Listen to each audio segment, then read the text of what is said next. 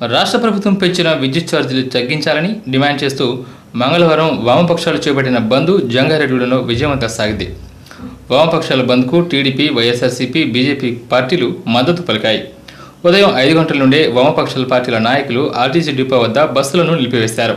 అనంతరం ద్విచక్ర వాహనాలతో ర్యాలీగా పట్టణంలో ప్రభుత్వ కార్యాలయాలు, పాఠశాలలు, దుకాణాలు మూయించివేశారు. పెట్రోల్ బంకులు ముందుగానే మూసివేయడంతో వాహనదారులు అనేక ఇబ్బందులు ఎదుర్కొన్నారు. ఈ సందర్భంగా ఆర్టీసీ డిపో వద్ద పలు వామపక్ష పార్టీల నాయకులు, తెలుగుదేశం, బీజేపీ నాయకులు జేసీ న్యూస్తో మాట్లాడుతూ కాంగ్రెస్ ప్రభుత్వ తీరును ఎండగట్టారు. ఇంధన సర్దుబాటు పేరుతోటి, సర్ఛార్జీల పేరుతోటి వేలాది కోట్ల రూపాయల భారాన్ని ఈ రాష్ట్ర ప్రజానీకం మీద రాష్ట్ర ప్రభుత్వం మోపుతూ ఉన్నది. ఈ పెంచిన విద్యుత్ ఛార్జీలు ఏవైతే ఉన్నాయో వాటిని తక్షణమే ఉపసంహరించుకోవాలని చెప్పేసి రాష్ట్రంలో ఉన్నటువంటి అన్ని రాజకీయ పార్టీలు కూడా డిమాండ్ చేస్తూ ఉన్నాయి. అయినప్పటికీ కూడా రాష్ట్ర ప్రభుత్వం అత్యంత మూర్ఖంగా పట్టుదలతోటి ప్రజల మీద భారం రుద్దడానికి ప్రయత్నం చేస్తూ ఉన్నది. అటువంటి ప్రభుత్వానికి ప్రజలు తగిన గుణపాఠం నేర్పుతారని చెప్పేసి కూడా ప్రభుత్వాన్ని హెచ్చరిక చేస్తూ ఉన్నాం.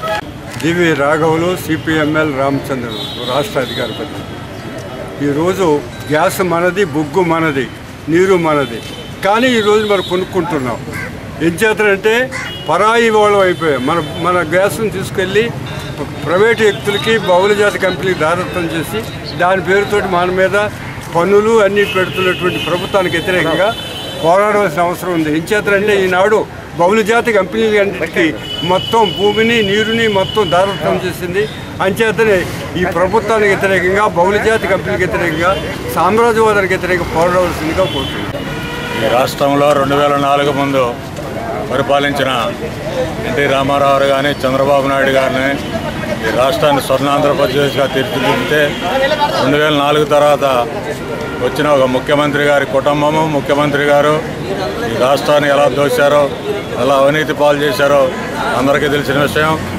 తర్వాత ఒక ముఖ్యమంత్రి గారు వస్తే వారి రాజకీయ అనుభవాన్ని మొత్తం రంగరించి ఈ రాష్ట్రానికి ఏదో మేలు చేయాలనుకుంటే ఆయన మేలు చేసేలోపే మద్రాసు పంపించారు. అలాగే తర్వాత ఇప్పుడు వచ్చిన ముఖ్యమంత్రి, ఈ ముఖ్యమంత్రికి చీకట తప్పితే వెలుతురు తెలియదు. ఈ రాష్ట్రాన్ని మొత్తం చీకట రాష్ట్రంగా తీర్చిదిద్దారు. ఈ రాష్ట్రంలో 16,000 మెగావాట్లు ఉత్పత్తి చేయడానికి మనకి అన్ని వనరులు ఉన్నా, బొగ్గున్నా, నీరున్నా, గ్యాస్ ఉన్నా కానీ వారు ఏం చేయలేక చేతులు ఎత్తేశారు. పక్కన పొరుగు రాష్ట్రాలున్న గుజరాత్ కానీ, తమిళనాడు కానీ, కేరళ కానీ మన మీద రూపాయి నుంచి 2 రూపాయలు తక్కువగా ఇస్తుంటే అక్కడ 24 గంటల కరెంట్ ఇస్తుంటే మన పరిశ్రమలు మొత్తం ఆ రాష్ట్రానికి వెళ్ళటం మనం చాలా సిగ్గుపడవలసిన విషయం. కాంగ్రెస్లో ఎంతమంది ముఖ్యమంత్రులు మారినా ఈ రాష్ట్రాన్ని ఏ రకంగా దోచుకోవాలనే దాని మీదే దృష్టి ఉంది తప్ప పేద ప్రజలను కాపాడుతానని చెప్పిన కిరణ్ కుమార్ రెడ్డి అంతకుముందు ముఖ్యమంత్రి దోచుకున్న 1,00,000 కోట్ల రూపాయలు కూడా ఈ ప్రజలకి ఖర్చు పెట్టి ఆయన తన విశిష్టమైన అధికారాలతో ఆ డబ్బును వెనక్కి తెప్పించి ఇలాంటి కరెంట్ ఛార్జీలు, వ్యాట్లని, అదని ఇదని పిచ్చి నిర్ణయాలు తీసుకోకుండా ఆ దోచుకున్న డబ్బు అంతా వెనక్కి తీసుకొస్తే పేద ప్రజలకు ఉచితంగా నిజంగా ఇవ్వచ్చు కరెంటు. అప్పుడు రాజశేఖర రెడ్డి ఉచితంగా విద్యుత్తు అన్నది దేనికంటే ఉచితంగా అన్నీ కూడా వనరులు ఈ పేద ప్రజలకు ఇస్తున్నట్టుగా నటించి రూపాయి ప్రజలకు ఇచ్చి 1,00,000 కోట్ల రూపాయలు తన కొడుక్కి ధారాదత్తం చేయడానికే ఈ పేద ప్రజలకి ఉచిత విద్యుత్తు అనే ఒక డ్రామాకు తెరతీశాడు. చనిపోయిన వాళ్ళందరూ మంచోళ్లే అనే దానిలో నేను ఏకీభవిస్తాను. కానీ ఎంత మంచోడంటే తనకు ఒక్క కొడుకునే 1,00,000 కోట్ల కంటే 100 తరాలకు సరిపడా డబ్బు అతను ఒక్కడికే అప్పచెప్పి ఈ రాష్ట్ర ప్రజల్ని భిక్షగాళ్ళని చేసింది వైఎస్ రాజశేఖర రెడ్డి అని చెప్పడానికి నేను చాలా సంతోషపడుతున్నాను. ఎందుకంటే అంత గొప్ప నాయకుడు ఈ రాష్ట్రంలో ఉన్నందుకు, మా అంత దరిద్రమైన జీవితం ఈ ఆంధ్ర రాష్ట్ర ప్రజలు పడుతున్నందుకు, ఈ కష్టాలకు అన్నిటికీ రాజశేఖర రెడ్డే కారణం అని నేను చాలా దయనీయమైన పరిస్థితుల్లో చెప్పాల్సి వచ్చింది. ఎందుకంటే ఈ విద్యార్థులకి ఉచితంగాను విద్య అందిస్తున్నాడు అంటే మా పిల్లలు కూడాను చాలా సంతోషపడ్డారు.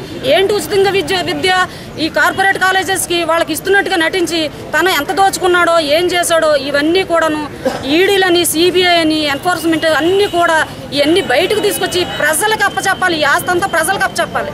ఒక్కొక్క మనిషి ఎన్ని 1,00,000 కోట్లు దోచుకున్నారు, లేకపోతే అందరూ కలిపి 1,00,000 కోట్లు దోచుకున్నారా, సామాన్య ప్రజలకు తెలిసినంతగా ఎందుకని ఈ అధికారులకి, రెవెన్యూ వారికి ఎందుకు తెలియట్లేదు ఎంతెంత దోచుకున్నాడు అనేది దీని మీద దృష్టి పెట్టి ఆ డబ్బుని, ఆ సంపదని అంత ఆంధ్ర రాష్ట్ర ప్రజలకి అప్పచెప్పాల్సిందిగా నేను డిమాండ్ చేస్తున్నాను బీజేపీ పార్టీ తరఫున.